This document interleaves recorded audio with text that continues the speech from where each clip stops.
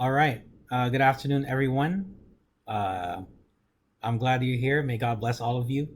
This is the extra content that I was promising you because we ran out of time today. So in this one, we're going to make a scatter plot of the data that was in number 3 of the agenda today, lesson 8.4b, univariate and bivariate data. I said we were going to use a graphing calculator, but since you're viewing this extra content already, let's just do it by hand over here. That is also so that we can get some practice in varying the scale of the x and y axes, so that we can fit it all on one page. Okay. So problem number three in the agenda looks like this.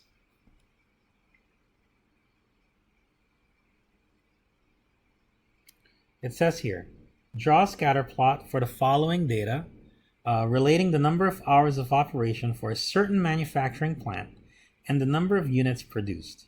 What kind of associations can be seen? Don't worry if you can't see that. I'm going to be copying these numbers over here. Okay. So again, I was explaining earlier that a certain plant is open for a certain number of hours per day, and then they also keep track of the number of units that they are able to produce. So, for example, on one time when the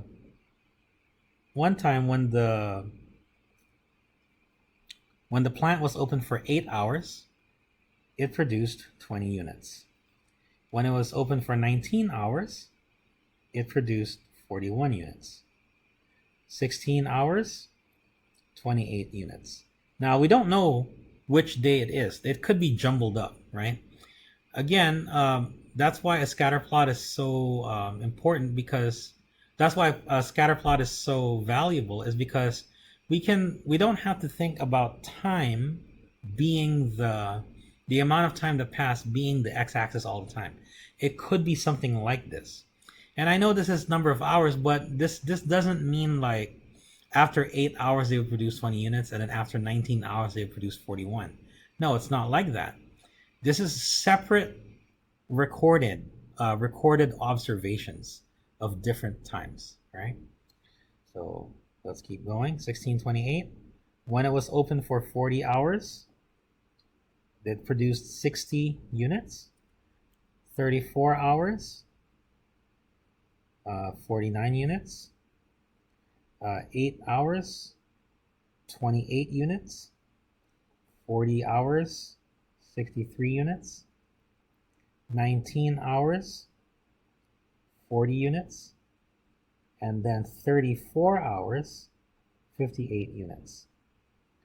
I don't know if you caught that, but I see two data points that have the same x coordinate. So we know that this is not a function, right? We're not in a function. It's not allowed to have two different points have the same x coordinate. So this is not a function. The best we can do is hope that this is a scatter plot, or draw it as if it were a scatter plot. Okay, it looks here like the lowest number of hours is 8, and the highest number of hours is 40, right? So we have to draw the x-axis so that it has numbers from 8 to 40. Okay, so let's try that.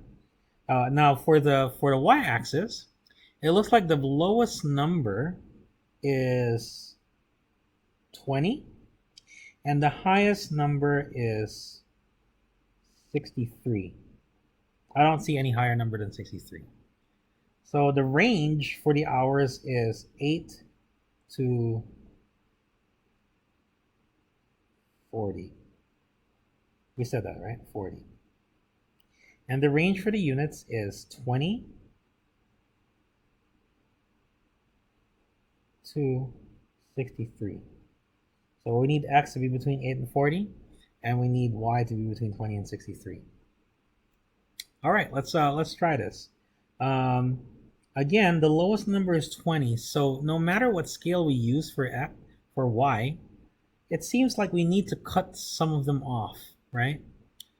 Well, we already did that though, so maybe let's try one where we don't do that. Okay, so let's just try to make the origin as low as possible. And then let's say, since we need 20 to 60, why don't we do every 5? 20, 40, 60. Oh, no, we can do more than that.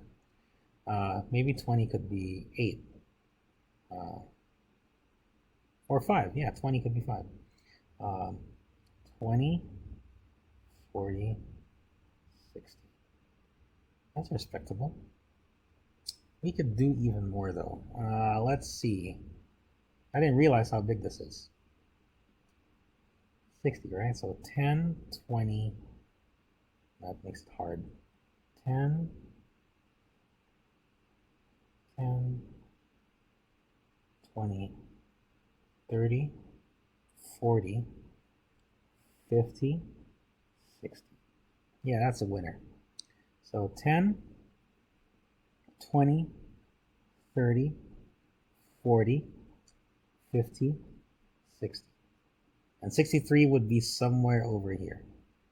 So that's the y-axis. Let's try to draw a straight line.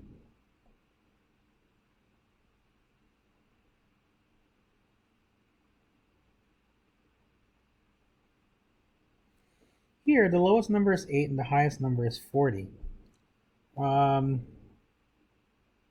Gee, I don't know. Can we do the same thing? Maybe we'll just do 10, 10, 20, 30, 40. Oh, lucky day. I guess because we have, because you're because you're viewing this extra content, um, it just so happens that we can fit the whole scatter plot, or we can fit the whole coordinate plane in here without any breaks and without having to change the scale of either the x or the y axis. So just so happens that they have the same scale. 4 boxes is equal to 10 for both of them, right? 20, 30, 40. All right, let's start graphing. So 8 comma 20 would be somewhere over here, just above, just to the right, because this would be 7.5, right? So 8 comma 20 would be here, 8 comma 20. Well, let's use a different color. 8 comma 20. 19 comma 41, so that's almost 20. And then 41 is just above 40. So that's 40. 20. So 19 comma 41 would be somewhere here. Okay, just missing it. Okay, that's done. 16 comma 28. Well, 16 is somewhere between here and here. Then 28 is up near 30, so 30. Below 30 a little bit, and then 16 just a little bit below that. Okay, so we have 3 points so far. Done. 40 comma 60. That's pretty easy. So that's 40. Go all the way up to 60. Just right here. Oh, whoops, can't even see that. Let's zoom out a little bit. Okay, doesn't look linear, right? You can probably already draw some conclusions. So this does not look linear at all. 40 comma 60. 34 is close to 35, so we'll just use this line. And then is matched with 49, which is almost 50. So again, just shy of that point right there. Ooh, that's looking kind of linear. I don't know. All right, so 34, 49. 8 comma 28. So use that same line we used earlier. And now we're going to go up to 28. Well, we used 28 already, so this is the same one. So we'll just use 8 comma 28. So something like this, 8 comma 28. Okay, good so far. 40 comma 63, so 40 again, and go up to 63. So above this point, but like one more. So that's 2.5, so 3 will be somewhere over here. Okay, 40 comma 63. 19 comma 40. So that's almost 20, and then this is almost 40. Oh yeah, right there.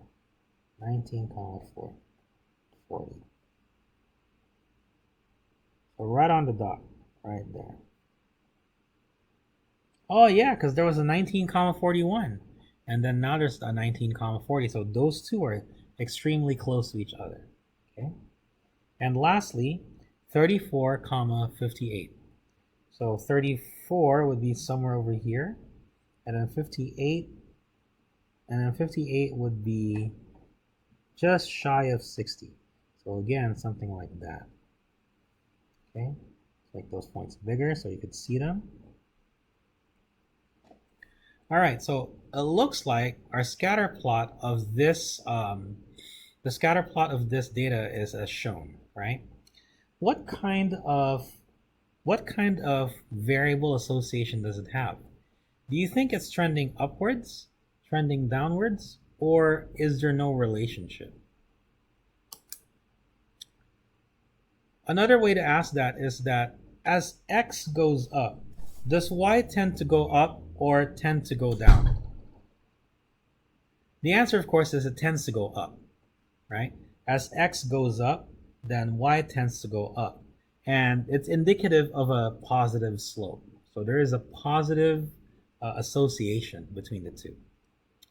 Okay, so there is a positive association between these two.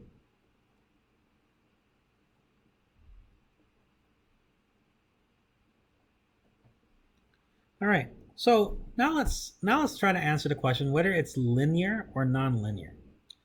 Do you think it's possible to draw a line that is close to all these points? Are they close together in a straight line? Or does it curve somewhat?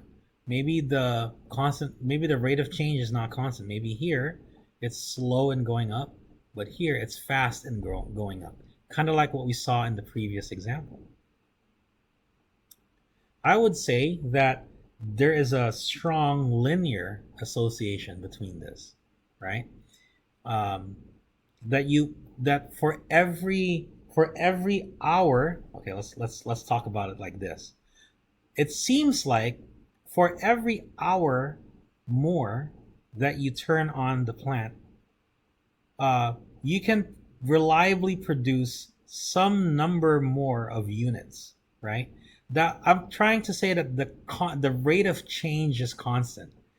If you change the number of hours, you change the number of units by a proportional amount, right?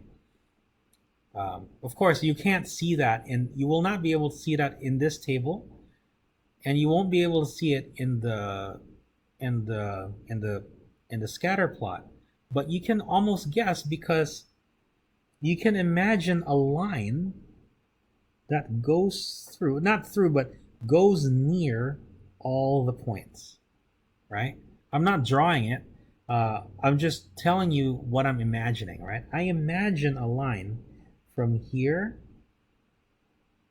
to here that skirts close, that is the very closest towards all the points. Now, there is a way to find that line, and that line is called the line of best fit. Oh, by the way, before we say that, we know that this scatter plot exhibits a linear association. Okay. Yes. And what I was about to say is that it is possible to calculate the line that fits the best of this data. That topic is called linear regression or a line of best fit. I encourage you to look those up. And this is the answer to problem number 3 in our agenda today. Okay, thank you for watching.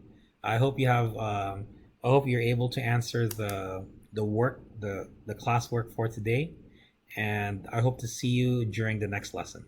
Thank you, and may God bless you.